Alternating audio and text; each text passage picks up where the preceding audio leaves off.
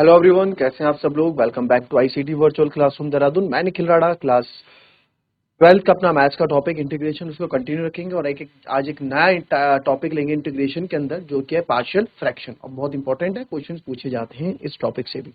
तो partial fraction आज हम पढ़ रहे हैं, जो टॉपिक का नाम है that is partial fraction.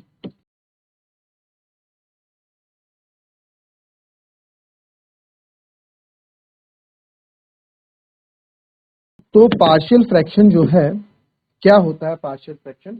Partial fraction में इस एक्सरसाइज में आपको जो क्वेश्चन मिलेंगे p/q मेनली फैक्टर्स की फॉर्म में मिलेंगे। फैक्टर्स की फॉर्म में मतलब आपको जो क्वेश्चन मिलेंगे px/qx जो है, तो ये जैसे कि 2x + 1 अपॉन x² + 1 या x² - इस फॉर्म में मिलेंगे।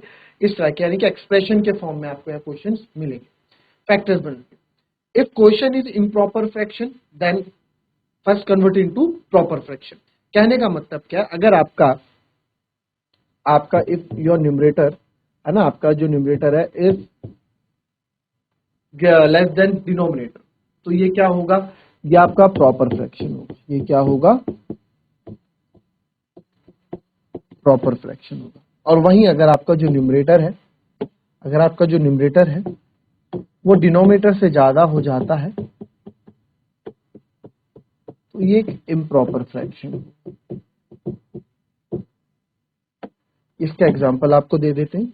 न्यूमरेटर जो होता है, तो अगर जो न्यूमरेटर आपका छोटा है, यानी कि जैसे अगर 2x + 1 है और नीचे x² + 2 है, तो आप देख सकते हैं कि भाई यार पावर जो है ये 2x है और यहाँ पे x² है ना, तो जाहिर सी बात है x की वैल्यू तो सेम ही रहने वाली है। तो x² है तो यहाँ पे ये ज्यादा ही होगा, x² - 1 x² + 1, तो ये प्रॉपर फ्रैक्शन हो गया। और वहीं पे अगर मैं यहाँ पे कर दूं x³ + 2 अपॉन x - 1 या x² - 1 कुछ भी कर दें, तो आप यहाँ देख रहे हैं न्यूमरेटर यहाँ पे बड़ा है डिनोमिनेटर से, तो इम्प्रॉपर फ्रैक्शन हो जाएगा। क्लियर, ठीक। तो ये तो बात हुई इसकी। अगर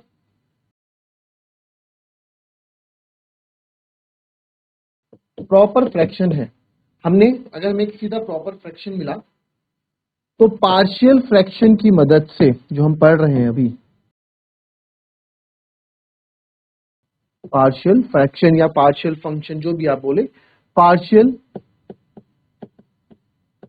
फ्रैक्शन की मदद से हम क्या करेंगे, सिंपल इंटीग्रेशन करेंगे। जो इंटीग्रेशन हम करते हैं सब्स्टिट्यूशन या फिर जो भी मैं आपको फॉर्मूलेस बताऊंगा, सिंपल इंटीग्रेशन करेंगे। सिंपल इंटीग्रेशन या फिर सिंपल इंटीग्रेशन फॉर्म में लाओगे आप, फिर क्या करोगे, इसको इंटीग्रेट करोगे, इंटीग्रेशन करोगे, इंटीग्रेट करोगे। ठीक है, ये प्रॉपर फ्रैक्शन का अगर आपको ये पहले इम्प्रॉपर फ्रैक्शन, तो उससे पहले तो उसको आप क्या करोगे, प्रॉपर फ्रैक्शन में कन्वर्ट करोगे। अब सब प्रॉपर फ्रैक्शन में कैसे कन्वर्ट करेंगे, बाय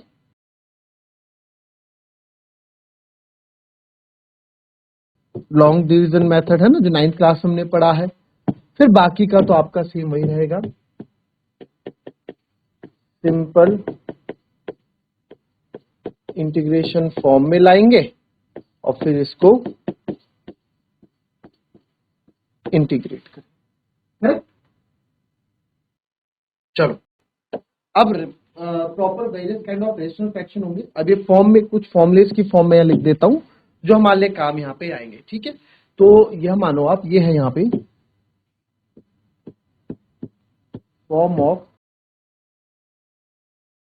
रैशनल फ्रैक्शन, यानी कि रैशनल नंबर्स की फॉर्म में जो होते हैं, रैशनल फ्रैक्शन की फॉर्म में जो होंगे, और इसको जो हम यहाँ कन्वर्ट करेंगे फॉर्म ऑफ पार्शियल फ्रैक्शन, इसको पार्शियल फ्रैक्शन की कन्वर्ट करूंगा। ठीक है, तो जैसे कि आपके पास अगर पहला यहाँ पे आ गया, x कोई वेरिएबल, इसके साथ कोई कांस्टेंट q भी है, px + q है। ठीक है, तो px + q है और नीचे कोई नंबर है, फैक्टर्स हैं ना, फैक्टर्स की फॉर्म में x + -a और x + b या -b, कुछ भी है, प्लस माइनस कुछ भी यहाँ हो सकता है। तो इसको आप किस में बदलोगे, ये यहाँ पार्शियल फ्रैक्शन में बच जाएगा a upon x + a + b upon x plus B.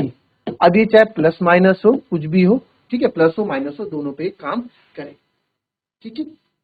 तो कुछ भी आपका हो सकता है, पी एक्स प्लस क्यू, जैसे एग्जाम्पल के तौर पे आप अगर यहाँ बताऊं मैं आपको, जैसे एग्जाम्पल के तौर पे आपको बताऊं, तो जैसे एक्स अपॉन यहाँ पे हो गया एक्स माइनस वन और एक्स माइनस टू, या x plus one x plus two हो गया, तो इसमें आप इसको कन्वर्ट कर सकते हैं, ठीक है।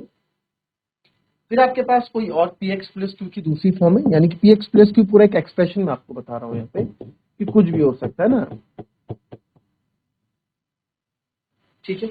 और यहाँ पे x प्लस ए का स्क्वायर है, ठीक है, इस फॉर्म में किसी नंबर के स्क्वायर की फॉर्म में है। तो आपको कुछ नहीं करना है, सबसे पहले a किसके x प्लस ए स्क्वायर है ना, तो दो बार जाएगा, plus b upon x plus A का होल स्क्वायर, लास्ट में स्क्वायर पे खत्म हुआ, दो बार है तो दो बार जाएगा। अच्छा, प्लस माइनस कुछ भी हो, ठीक है, प्लस हो चाहे माइनस की फॉर्म में, दोनों में ये काम करेगा। फिर चाहे ये हो, इसको थोड़ा और P x plus Q X या P x square plus Q x plus R, कुछ या ये भी चल सकता है। और नीचे आपके पास है X minus A, X minus B, X minus C, यानी कि तीन फॉर्म आपके पास आ गए। तो आपको पता है यहाँ पे क्या हो जाएगा, simple A upon X minus A plus B upon X minus B plus C upon again plus minus कुछ भी हो, ठीक, प्लस माइनस कुछ भी हो, समझ। चलिए लिख दिया। अब इसमें एक और लिखो, चौथा, p x square plus Q x plus r upon, अब ये मानो कि एक्स प्लस ए स्क्वायर और एक्स प्लस बी या एक्स माइनस बी, कुछ भी आप बोल सकते हैं, ठीक है, ये प्लस माइनस। तो आपको पता पार्शियल फ्रैक्शन हो जाएगा, ए मैंने बोला स्क्वायर है तो दो तक जाएगा, X plus A plus B X plus A square. अब एक्स प्लस बी भी है तो C upon x plus B. Partial fraction easy है, इस तरह से आप इसको पार्ट में कर देते हो, पार्शियल कर देते हो, ठीक है। अब जो है ये थोड़ा इंपॉर्टेंट है समझने वाला, ठीक है, इसको समझेंगे। आपके पास कोई ऊपर क्वाड्रेटिक फॉर्म होती है, कोई भी p x plus Q x upon r की फॉर्म है, और नीचे है आपके पास एक्स माइनस ए और एक्स प्लस ए स्क्वायर, ठीक है, एक्स प्लस या x square plus A, x plus A square, x square plus a, और इसमें मैं ये बोल सकता हूँ या कुछ ऐसा नंबर है जो फैक्टर नहीं हो सकता, X square plus B X plus C. ये दो ये ऐसे कांट बी फैक्टराइज, जिसके ये ऐसे हैं कांट बी फैक्टराइज, ये इनके फैक्टर नहीं निकाल सकते ना,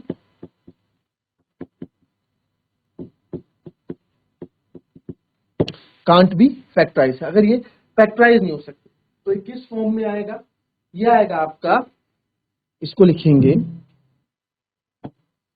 इसको आप कैसे लिखेंगे, ए upon X minus A plus B X plus C upon x square plus ए, ठीक है, ए upon X minus A plus B X plus C upon x square plus ए। अब इसमें एक चीज आप ये समझना कि अगर ऐसा, ये किसके ऊपर आएगा, ये जो चीज है ना, ये जो मैं आपको बता रहा हूं, ये कौन सी, ये जो चीज है बी एक्स प्लस सी, ये केवल उसी के ऊपर आएगी जो चीज फैक्टराइज नहीं हो सकती, जो विच कांट फैक्टराइज, विच,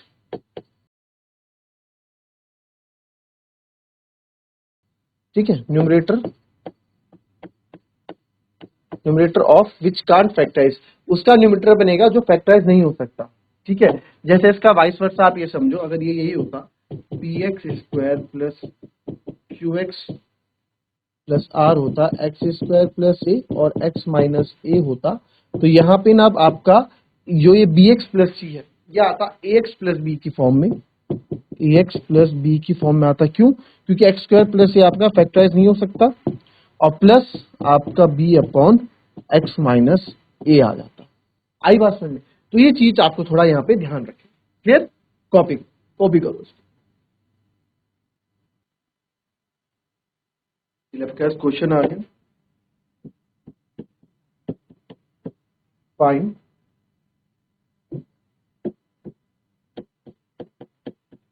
1/x+1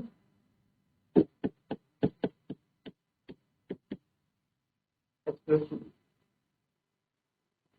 तो देखो, इसको तो हमने अभी जो पीछे एक्सरसाइज पढ़ी उसके फॉर्म से भी कर सकते हैं, उस तरीके से भी कर सकते हैं ना, x-a x-b वाले तरीके से भी इसको हम कर सकते हैं, जिससे पहले हमने पढ़ा था। ठीक है, 7.4 में जो हमने पढ़ी है एक्सरसाइज है, उसके फॉर्म से भी आप इस क्वेश्चन को कर सकते हो कि सर उसके लिए 1/x+a+b का जो फॉर्मूला होता है उससे अकॉर्डिंग आप कर सकते हो, कंप्लीटिंग द स्क्वायर से भी कर सकते हो। तो अब हमें देखना है, क्योंकि प्रॉपर फ्रैक्शन है, ठीक है, क्योंकि ये प्रॉपर फ्रैक्शन है, तो प्रॉपर फ्रैक्शन है, तो हम तो इसको किससे करेंगे सर, हम इसको अपने अभी पार्शियल फ्रैक्शन पढ़ रहे हैं तो उसी से करेंगे। तो हमें पता है कि अगर px प्लस क्यू की फॉर्म में कोई होता है अपॉन और ऊपर, तो आप उसको लिख देते हो a अपॉन b अपॉन, इसको मैं इस फॉर्म में लिख सकता हूँ। तो मैंने यहाँ पे भी वही किया कि ये सर 1/x+1 और ये जो x+2 था,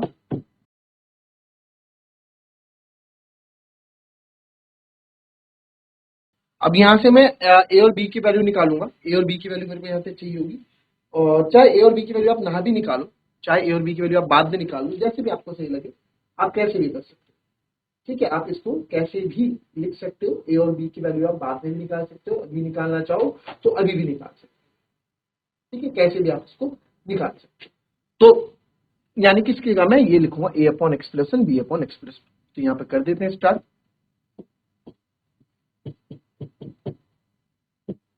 अलग अलग कर दूं इसी में ही, तो इसका आंसर आएगा sir a log x+1 plus b log x+2 plus, ठीक है, a log x+1 plus b log x+2 plus. तो सर अब यहाँ दिक्कत क्या है, यहाँ आपको a और b की वैल्यू निकालनी पड़ेगी। ए और बी की वैल्यू मेरी, तो ए और बी की वैल्यू मेरी कहाँ से आएगी, यहाँ से आएगी, उसके बाद आप इसमें ए और बी की वैल्यू यहाँ सब्स्टिट्यूट कर दो। ठीक है, या तो आप ऐसे कर दो, या आप ए और बी की वैल्यू पहले ही निकाल के चल लो, कोई दिक्कत नहीं, बाद में भी निकालनी। एलसीएम लेंगे, एलसीएम लूंगा, तो इधर तो सेम ही आएगा x+1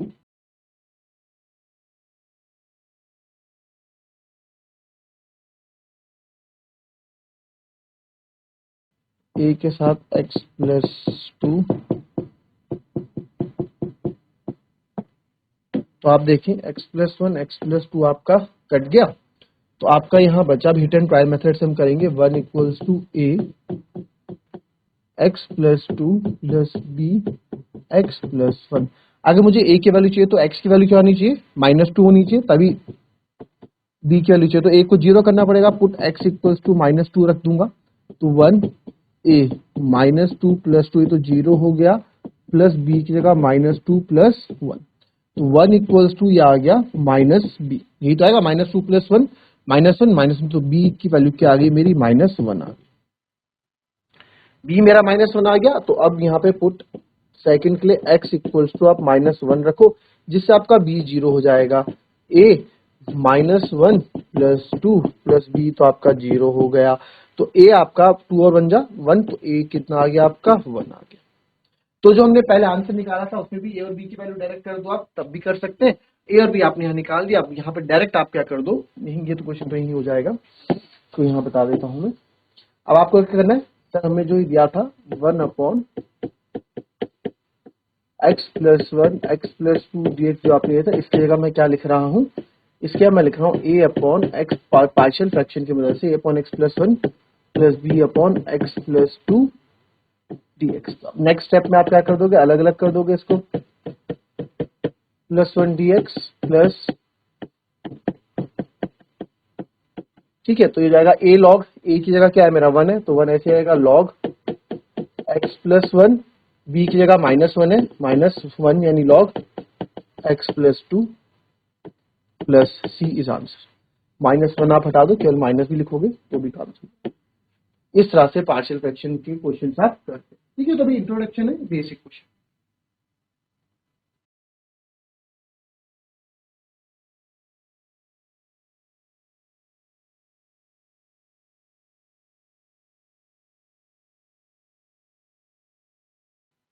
अब देखो यहाँ पे ना इसको 1/x² - 3² dx लिख सकता हूँ।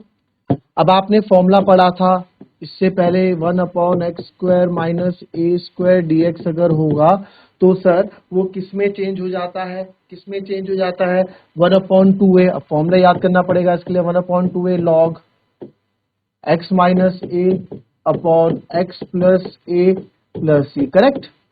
बट यहाँ हमें फॉर्मूले की जरूरत नहीं है, हमें भाई पता है x² - c² है। तो सर इसको ना आप क्या करो, इसको हम बताते हैं कि इसको आप ऐसे करो, हम पार्शियल फ्रैक्शन की मदद से कर देते हैं। x + 3 और x - 3 dx लिख सकता हूँ इसको। आप बोलेंगे सर बिल्कुल लिख सकते हैं x + 3 x - 3। तो बस अब क्या करना है, अब आपको पता है कि इसको मैं 1/x + 3 x - 3 को लिख सकता हूँ a/x + 3 + b/x - 3।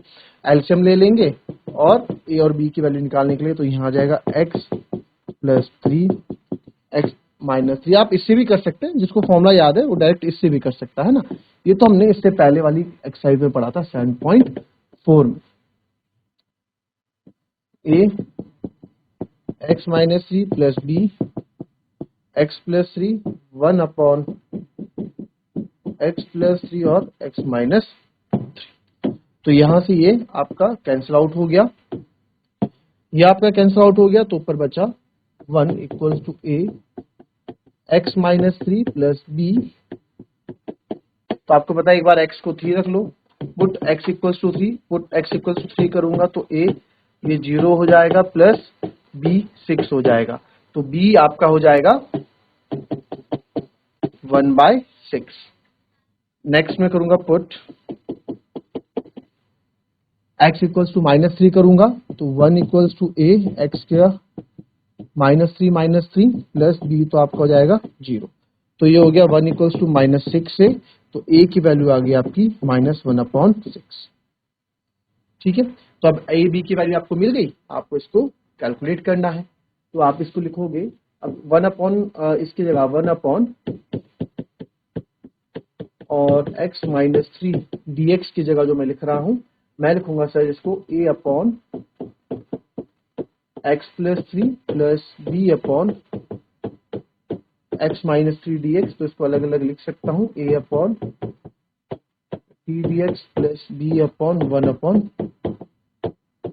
तो a आप a भी यहां से बाहर ले लो, तो a बाद में रख देना भले वैल्यू, तो जाएगा a log x + 3 + b log x - 3 + 6। तो a आपने लिख दिया 1/6 log x + 3 माइनस b था -1/6। अच्छा a था -1/6, यस a था -1/6 प्लस b। ये आपका आंसर हो गया। तो ये जो आपका फाइनल आंसर हो गया 1/6। अब इसमें आप क्या कर सकते हैं, माइनस वाला मैं आगे ले आऊं, -1/6 x + 3 x - 3 ना।